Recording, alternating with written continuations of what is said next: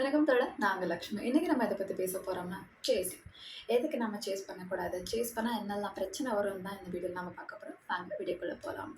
And இந்த video முழுக்க முழுக்க ஒரு பெர்சன் அவரோட கனவ சேஸ் பண்றதா இருக்கட்டும், இல்ல ஒன் சைடு லவ்வ சேஸ் பண்றதா இருக்கட்டும், அத பத்தியெல்லாம் இல்லைங்க. இது எத பத்தினா ஒரு 2 பேரும் மியூச்சுவல் அண்டர்ஸ்டாண்டிங்ல ரிலேஷன்ஷிப்ன்னு ஒண்ணுல இருப்பாங்க. அதுல ஒரு பெர்சன் பின்னாடி தொரத்தி போயின்னே இருப்பாரு. இன்னொரு பெர்சன் கண்டுக்காம போய்க்கிட்டே இருப்பாங்க. "ஏய் நீ எப்படி இருந்தாலும் வருவேன்னு எனக்கு தெரியும்னு" தெனாவட்டா போவாங்க. அந்த சேசிங்க பத்தி தான் இந்த வீடியோல நம்ம பார்க்க போறோம். First one. அதான் சேசிங்னா என்னன்னு சிம்பிளா சொல்லி முடிச்சுட்டேன்ல. 2 பேரும் ரிலேஷன்ஷிப்ல இருப்பாங்க. ஒரு பர்சன் எப்ப பார்த்தாலுமே பின்னாடி சுத்திக்கிட்டே இருப்பாரு. "ஏன் என் கூட பேச மாட்டேங்கிற? ஏன் எனக்கு கால் பண்ண மாட்டேங்கிற? என் கூட இருக்க மாட்டேங்கிற? நீ முந்தி மாதிரி இல்ல." அது இதெல்லாம். இன்னொரு பர்சன், "எதுக்கு நீ இப்படி என் உயிர வாங்குற? நான் என்னோட பெஸ்ட் ட்ரை பண்ணிக்கிட்டு தான் இருக்கேன். இப்படி என்ன டார்ச்சர் பண்ணாத." அது இதுன்னு முன்னாடி போய்க்கிட்டு இருக்க ஆளு. இப்போ நான் யாரோட பாயிண்ட் ஆஃப் வியூல இருந்து பேச போறேன்னா, இந்த சேஸ் பண்றாங்கல்ல, அவங்களோட பாயிண்ட் ஆஃப் வியூ தான். நம்ம எதுக்கு சேஸ் பண்ணக்கூடாதுங்கிறது. ஃபர்ஸ்ட் ஒன், நம்ம எவ்வளோக்கு எவ்வளோ பின்னாடி போறோமோ, அவ்வளோக்கு அவ்வளோ நம்மளோட வேல்யூ கம்மியாகும். இப்போ சிம்பிளா சொல்லப்போனா, ஒரு ட்ரெஸ் வாங்கும்போது அதோட வேல்யூ அதிகமா இருக்கும். அது போக போக போக நம்மளுக்கு அது போடுறதுக்கு ஒரு இன்ட்ரெஸ்ட்டே வராது. என்ன ஒரு நார்மல் ட்ரெஸ்ஸுங்கிற மாரி தான் இருக்கும். ஏன் அப்படி இருக்குன்னா, அது ஆல்ரெடி நம்மகிட்ட அவைலபிளா இருக்கு. நம்ம வேணுங்கிறப்ப அத எடுத்து போட்டுக்கலாம். அதே மாதிரி தான். நம்ம ஒருத்தவங்களுக்கு பின்னாடி போய்க்கிட்டே இருந்தோம்னா, அவங்க என்ன இவன் எப்ப பார்த்தாலும் வந்துகிட்டே இருக்கானே, நான் திரும்பி பார்க்கலனாலும் அவன் அத வரதான் போறானேன்னு ஒரு நெக்லிஜென்சி அவங்களுக்கு வர ஆரம்பிச்சுரும். நம்மளோட வேல்யூவுமே அங்க கம்மியாக ஆரம்பிச்சுரும். அண்ட் நெக்ஸ்ட் நாம ஆப்ஷன் ஆக ஆரம்பிச்சுருவோம். இப்போ ஃபார் எக்ஸாம்பிள் நம்ம ஒருத்தங்க பின்னாடி தொரத்தி போய்க்கிட்டே இருக்கோம். அவங்க லவ் வேணும், அவங்க அட்டென்ஷன் வேணும், அவங்க கேர் வேணும், அவங்க பாசமா சாப்பிட்டியான்னு கேட்டா போதும், தூங்குனியான்னு கேட்டா போதும், ஒரு நாளைக்கு ஒரே ஒரு தடவ கால் பண்ணா போதும்ன்னு கெஞ்சி கெஞ்சி பின்னாடி போய்க்கிட்டே இருப்போம். அது போக போக அவங்களுக்கு என்ன ஆயிடும்னா, ஒரு மாதிரி அலுத்து போயிடும். என்னடா இவ பின்னாடியே வரா, என்னடா இவன் பின்னாடியே வாரான்னு ஒரு மாதிரி போரிங் ஸ்டேஜுக்கு வர ஆரம்பிச்சுருவாங்க. அந்த டைம்ல ஏதாச்சும் குட்டியா ஒருத்தங்களுக்கு இன்ட்ரெஸ்டடா அவங்க கண்ணுக்கு முன்னாடி இன்ட்ரெஸ்டடா வந்தா, அவங்களுக்கு அது மேல அட்ராக்ட் ஆக ஆரம்பிச்சுரும். நம்ம ஜென்ரலாவே பாருங்களேன், எது நம்மளுக்கு கிடைக்காதுன்னு தோணுதோ, அது மேல தான் நம்மளுக்கு நெறைய ஆசை இருக்கும். எது நம்மகிட்ட இருக்கோ, அத நம்ம பெருசா கண்டுக்க மாட்டோம்.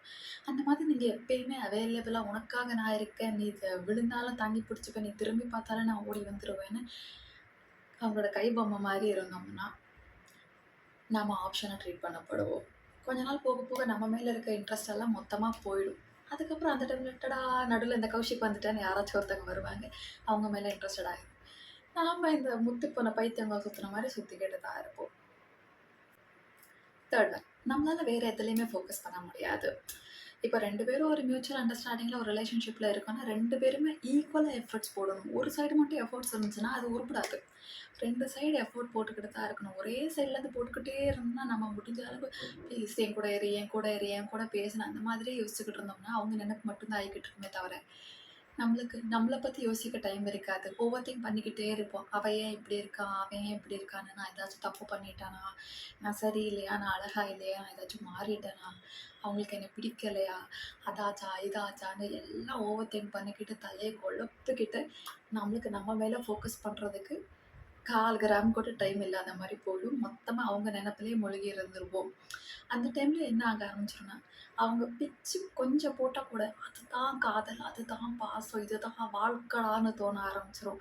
அந்த மாரி ஒரு டெஸ்பரேட் ஜோனுக்கு போயிடாதீங்க. ஒரு சின்ன சின்ன ரூ. 1 காயினுக்கு வெயிட் பண்ற நெலைமைக்கு போயிடாதீங்க. When you are Worth millions.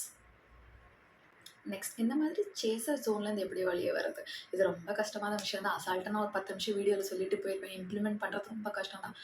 But இப்ப நீங்க கஷ்டப்படாம இருந்தீங்கன்னா, லைஃப் லாங் கஷ்டப்பட வேண்டியது இருக்கும். ஸோ ஃபர்ஸ்ட் ஒன், அவங்களுக்கு கொஞ்சம் ஸ்பேஸ் குடுங்க. கொஞ்சம் டைம் குடுங்க. எப்ப பார்த்தாலும் உனக்காக நான் இருக்கேன், உனக்காக நான் இருக்கேன், உனக்காக நான் இருக்கேன்னு கஸ்டமர் கேர் மாரி சொல்லின்னு இருந்தீங்கன்னா, அவங்களுக்கு அது அலுத்து போகத்தான் செய்யும். உங்களுக்கு லைக் அவங்க உங்கள வேல்யூ பண்ண மாட்டாங்க. ஸோ கொஞ்சம் ஸ்பேஸ் குடுத்து கொஞ்சம் தூரம் வந்தீங்கன்னா, அவங்களுக்கு ரியலைஸ் ஏதோ ஒண்ணு மிஸ் ஆகுதுனால அவங்களுக்கு ஃபீல் ஆக ஆரம்பிக்கும். நீங்க கொஞ்சம் கொஞ்சமா ஒதுங்கி வர வர அவங்களுக்கு அந்த ஃபீல் ஆக ஆரம்பிக்கும். லைக் இவன் என்னோட ஆளு, ஃபர்ஸ்ட் நாங்க எப்படி இருந்தோம், அந்த மாதிரிலாம் ஃபீல் ஆயிட்டு, அவங்க திரும்பி வந்தாங்கன்னா, அவங்க கூட இருங்க. வராட்டி ஹேர் போச்சுன்னு விட்டுடுங்க. இப்போ ஒரு நாளைக்கு 10 தடவ கால் பண்ணிக்கிட்டு இருந்துட்டு, 15 தடவ என் கூட பேசுமா பேபேன்னு சொல்லிட்டு இருந்துட்டு, இப்ப பேசாம இருக்கிறது ரொம்ப கஷ்டமா தான் இருக்கும். கொஞ்சம் டிஸ்டன்ஸ் மெயின்டெயின் பண்றது ரொம்ப கஷ்டமா தான் இருக்கும். பட் இப்ப நீங்க டிஸ்டன்ஸ் மெயின்டெயின் பண்ணாம இருந்தீங்கன்னா, லைஃப் லாங் இப்படிதான் நாய்க்குட்டி மாரி சுத்தினே இருப்பீங்க. உங்களோட வேல்யூவை நீங்கள் தெரிஞ்சுக்கோங்க. கொஞ்சம் தூரமா இருங்க. அவங்களுக்கு மிஸ் பண்ணுறதுக்கு கொஞ்சம் ஸ்பேஸ் குடுங்க. அதுக்காக அவங்கள ஃபுல்லா கட் பண்ணிடுங்க. அவங்க கூட பேசாதீங்க. அவங்க மூஞ்சியே பார்க்காதீங்கன்னு நான் சொல்ல வரல. கொஞ்சம் அவங்களுக்கு மூச்ச விட வச்சு டைம் குடுங்க. இப்போ 100% எஃபோர்ட் போட்டுக்கிட்டு இருக்கீங்கன்னா, அது ஒரு 80 ஆக்குங்க, 70 ஆக்குங்க, 50 ஆகுங்க. அப்புறம் ஆட்டோமேட்டிக்கா அந்த சைட்லேருந்து 10, 20 இன்க்ரீஸ் ஆகிக்கிட்டே தான் இருக்கும். இப்போ ஒரு நாள் நான் ட்ரை பண்ணுறேன்னு மோட்டிவேஷனல் வீடியோலாம் பார்த்துட்டு, இல்ல நான் பேச மாட்டேன், அவாய்ட் பண்ணிட்டு கொஞ்சம் டிஸ்டன்ஸ் மெயின்டெயின் பண்ணிட்டு, மறுநாளே "செல்லோ நீ இல்லாம என்னால இருக்க முடியலடா, நான் உனக்கு அடிமை, நான் உன் பின்னாடி நாய்க்குட்டி மாரி தான் இருப்பேனா", அது உங்க தலையெழுத்து. நான் ஒண்ணுமே பண்ண முடியாது. என் சைடுல நான் சொல்றது இப்படிதான். கொஞ்சம் ஸ்பேஸ் குடுங்க. முடிஞ்ச அளவு கொஞ்சம் ஒதுக்கி வைக்க ட்ரை பண்ணுங்க. உங்க லைஃப்ல கொஞ்சம் ஃபோக்கஸ் பண்ண ஆரம்பிங்க. செகண்ட் ஒன், உங்களுக்குன்னு ரெஸ்பெக்ட்ங்கிற ஒரு வார்த்தை உங்க வாழ்க்கையில இருக்கட்டும். உங்கள நீங்க கொஞ்சம் வேல்யூ பண்ணுங்க. அவங்க உங்கள அப்படியே ட்ரீட் பண்றாங்களா? கொஞ்சம் உட்காந்து யோசிங்க. நீங்களும் மனுஷங்க தான். You deserve love. உங்கள நீங்க வேல்யூ பண்ணி, கொஞ்சம் அவங்களுக்கு ரெஸ்பெக்ட் குடுத்துட்டு, உங்க லைஃப்ல ஃபோக்கஸ் பண்ண ஆரம்பிங்க. எப்ப பார்த்தாலும் அவங்க பின்னாடி இருந்தா, உங்களுக்குன்னு ஒரு லைஃப் இல்லாம போயிடும். அப்புறம் அவங்க விட்டு போயிட்டா நீங்க என்ன பண்ணுவீங்க?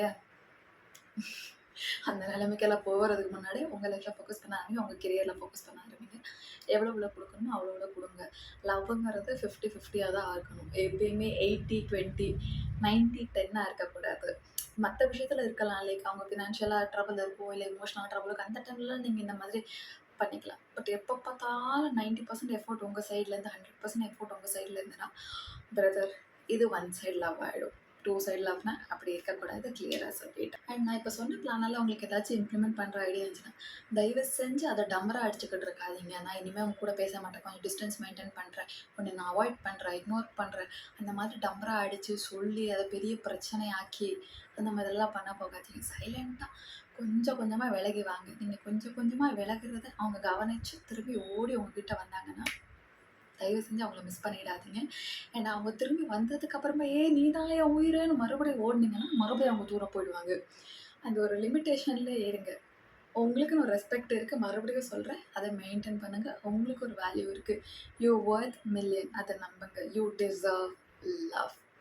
ரொம்ப கஷ்டப்பட்டு, குறுகி, ஓவர் திங்க் பண்ணி, ராத்திரி எல்லாம் கவலைப்பட்டு, அழுது, இவ்வளோலாம் கஷ்டப்பட வேண்டிய அவசியம் இல்லை. லைஃப் கொஞ்சம் சிம்பிளா எடுத்துக்கோங்க. ப்ரெசன்ட் மூமெண்ட்ல வாழுங்க. அவங்க கூட பேசி பாருங்க. அவங்களுக்கு புரியலைன்னா இட்ஸ் ஓகே. கொஞ்சம் டைம் கொடுத்துட்டு, உங்களுக்கு கஷ்டமானாலும் பரவாயில்லன்னு ஒதுக்கி வந்துடுங்க.